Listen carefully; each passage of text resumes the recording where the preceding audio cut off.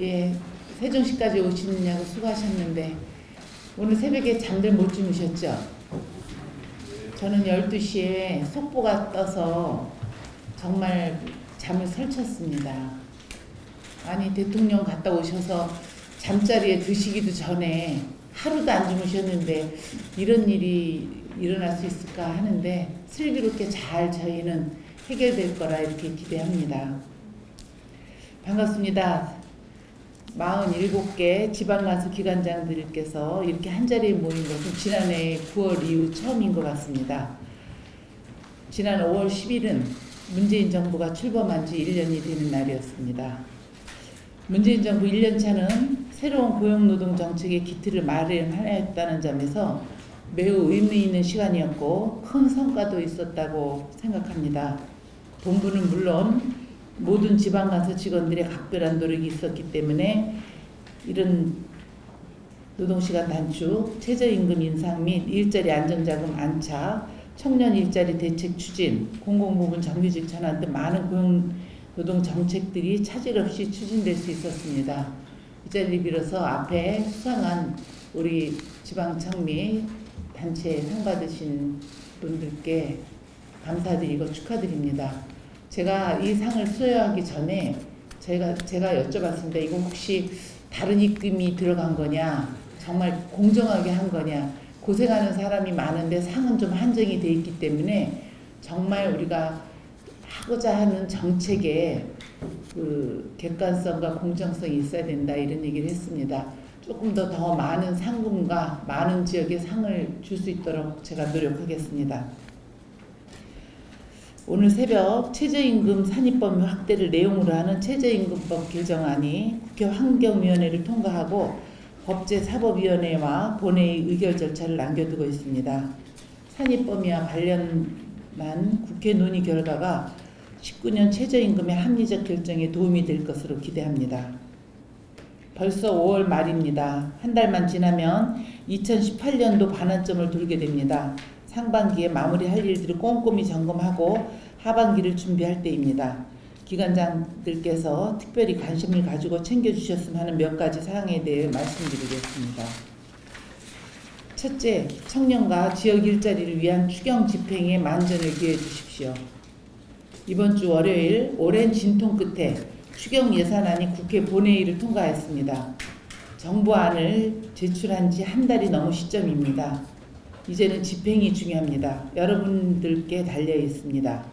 당초 계획보다 늦게 집행이 시작되는 만큼 더 신속하고 효율적으로 집행하여 정부가 기대하던 추경의 효과가 나타날 수 있도록 해야 합니다.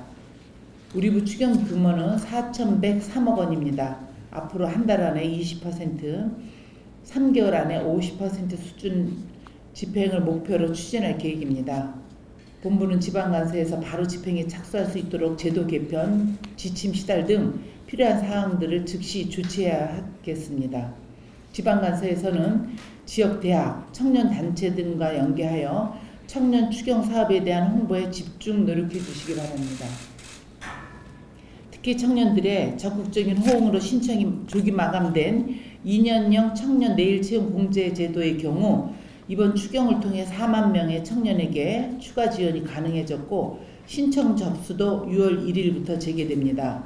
또 생애 최초 취업을 한 청년이 3년간 3천만 원을 모을 수 있는 3년형을 신설하여 2만 명의 청년이 수혜를 받을 수 있습니다. 청년 추가 고용 장려금은 한 명만 채용하여도 인건비를 지원하는 방식으로 개편됩니다. 더 많은 청년과 기업들이 변경된 제도를 알고 활용할 수 있도록 열심히 뛰어야겠습니다.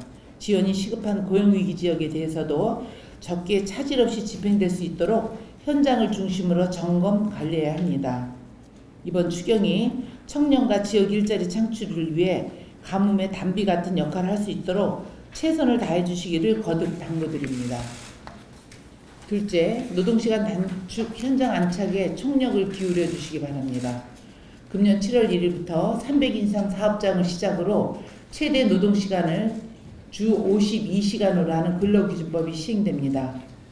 휴식 있는 삶의 실현이라는 큰 기대가 담긴 의미 있는 첫걸음이라는 점은 분명하지만 그 과정에서 중소기업, 노사의 단기적인 어려움이 예상되는 것도 사실입니다. 정부는 현장의 어려움을 최소화하기 위해 법이 개정된 직후부터 관계부처 회의, 이해관계자 간담회 등을 수차례 실시하였고, 이를 토대로 범정부 차원의 노동시간 단축 현장 안착 지원 대책을 발표하였습니다. 이번 대책은 무엇보다 중소기업의 부담 완화와 노동시간 조기 단축 유도에 중점을 두었습니다. 기업의 신규 채용 인건비와 재직자 임금 보전 비용 지원, 공공조달, 정책자금 지원 시 조기 단축 기업 부대, 생산성 향상 지원 등 가용한 정책 수단을 모두 대책에 포함하였습니다. 그러나 지원 대책 마련보다 더 중요한 것은 현장에서 내실 있게 이행되어 노동시간 단축이 제대로 안착되도록 하는 것입니다. 지방간서에서는 현장에서 가장 필요로 하는 것이 무엇인지 면밀히 살펴 적극 지원하고 현장의 요구를 본부와도 공유해 주시길 바랍니다. 아울러 47개 관서에 구성된 종합점검 추진단을 활용하여 관내 300인 이상 사업장과 특히 제휴업종의 노동시간 단축 준비 상황을 철저히 점검해야 할 것입니다. 노동시간 단축이 일자리 창출로 이어져 일석이조의 효과를 누릴 수 있도록 사회적 분위기를 만드는 것도 중요합니다. 얼마 전 제가 직접 300인 이상 기업 대표와 또 은행장들을 만나 노동시간을 단축하고 청년 신규 채용에 힘써달라고 요청한 바가 있습니다. 당초 200명 수준이었던 은행권 신규 채용 규모가 간담회 이후 4대 시중은행에서만 2,250명 이상으로 늘어났다는 발표가 있기도 했습니다. 그만큼 현장에 있는 기관장들이나 우리 이 자리에 모이신 모든 분들께서 300인 이상 사업장에 대한 근로시간 단축은 이제 노사 문제가 아니라 이게 위반됐을 때 법적인 문제라는 그런 부분도 자꾸 홍보해 주시기 바랍니다. 지방간서에서도 기관장들이 솔선수범하여 관내 기업들의 노동시간 단축 및 청년 일자리 창출을 독려하고 우수 사례를 발견해 주시기 바랍니다. 고용노동부가 먼저 간절히 노력하면 기업들도 움직일 것이라 생각합니다. 노동시간 단축의 효과와 지원 대책을 국민들께 제대로 알리는 데도 각별히 신경 써 주시기 바랍니다. 최근 일반 국민 1,000여 명 대상 설문조사 결과에 따르면 노동시간 단축에 대한 찬성 비율은 약 59%로 반대 28%보다 2배 이상 높은 것으로 나타났습니다. 현장의 기대가 높다는 뜻입니다. 실제로 노동시간이 단축될 경우 일자리 창출, 산업재해 감소, 노동 생산성 증가 등 긍정적 효과를 전망하는 연구 결과가 많고 다수의 선진국 사례와 기업 사례에서도 확인할 수 있습니다. 그러나 일부 언론 등에는 주로 부정적인 측면이 강조되는 것 같아 안타깝습니다. 본부와 지방간서가 힘을 합해 현장 간담회, 설명회 등 적극적으로 개최하여 국민들께 정확한 정보를 제공하여 노동시간 단축에 긍정적 효과가 확산될 수 있도록 노력해 주시길 바랍니다. 노동시간 단축, 워라밸은 거스를 수 없는 세계적인 흐름입니다. 우리나라도 세계 경제대국의 위상에 걸맞는 고용문화를 정착시켜야 합니다. 전 고용노동간서가 힘을 모아주시기를 다시 한번 당부드립니다. 셋째, 국민들의 일자리 어려움 해소를 위해 최선을 다해야 되겠습니다. 이번 달 초 문재인 정부 출범 1주년을 맞이하여 언론, 연구기관 등 각계각층에서 그간의 정부 정책을 평가했습니다. 고용노동부 정책에 대한 다양한 평가가 있지만 우리가 겸허히 받아들일 수밖에 없는 부분이 일자리 문제라고 생각합니다. 전체 취업자 중 상용 근로자가 증가하는 긍정적 변화도 있으나 취업자 증가폭이 3개월 연속 낮은 증가세를 보이는 등 고용지표가 좋지 않아 우려가 큽니다. 일자리 문제는 단기간 내 해결하기 쉽지 않은 과제임을 잘 알고 있습니다. 그러나 포기할 수 없는 과제인 만큼 전력을 다해 주시기 부탁합니다. 지방간서에서는 지역 일자리 지표의 변화를 면밀히 모니터링하고 19조 원이 넘는 일자리 예산을 조기 집행하여 취업 증가세 회복에 역량을 집중해 주시기를 바랍니다.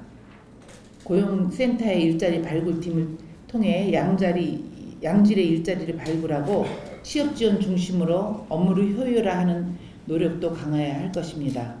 넷째, 현장 노동청 운영을 고용노동부의 전통으로 만들어 주시기 바랍니다. 6월 중순부터 2기 현장 노동청을 운영할 계획입니다. 작년 9월 처음 운영한 현장 노동청에 대한 국민들의 반응이 매우 긍정적입니다. 정부가 국민의 생각과 국민의 기울인다는 것이 얼마나 중요한지를 느낄 수 있었습니다. 최근 국회 예결위 질의 과정에서 한 의원이 현장 노동청 운영 결과를 인용하는 모습을 보고 다시 한번 놀랐습니다. 현장 노동청이 정례적으로 운영된다면 많은 사례들이 쌓여 고용노동 행정 발전에 의미 있는 디딤돌이 될 것이라 생각합니다. 2기 현장 노동청은 지난해 경험을 토대로 더욱 내실 있고 효율적으로 운영될 수 있을 것입니다.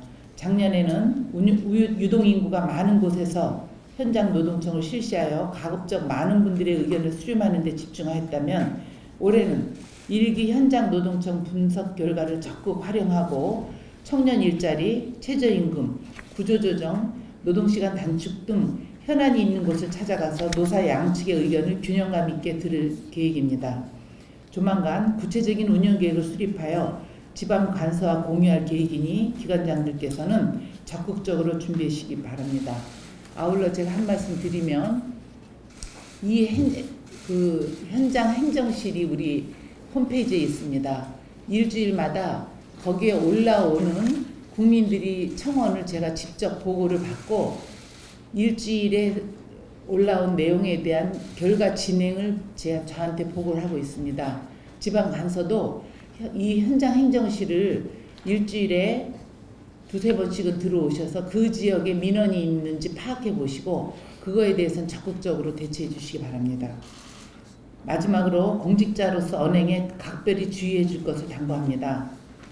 최근 모 지청의 지청장에 대해 경찰에서 향응, 금품 수수 혐의로 압수수사 등 수사를 진행 중입니다. 수사를 받는 상황이므로 일단 직위해제하였고 이후 인사조치는 수사 결과를 지켜보는 결정할 계획입니다. 고용노동부 업무는 국민의 삶과 너무나 밀접합니다.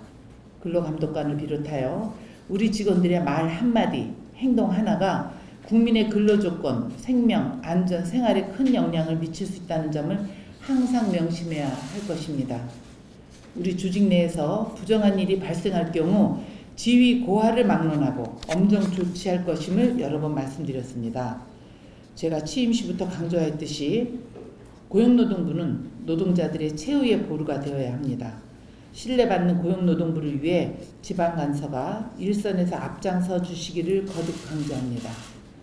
각 기관장들께서는 소속 직원들에게 이러한 불미스러운 일이 발생하지 않도록 청년 교육 등에 각별히 신경 써주시기 당부드립니다.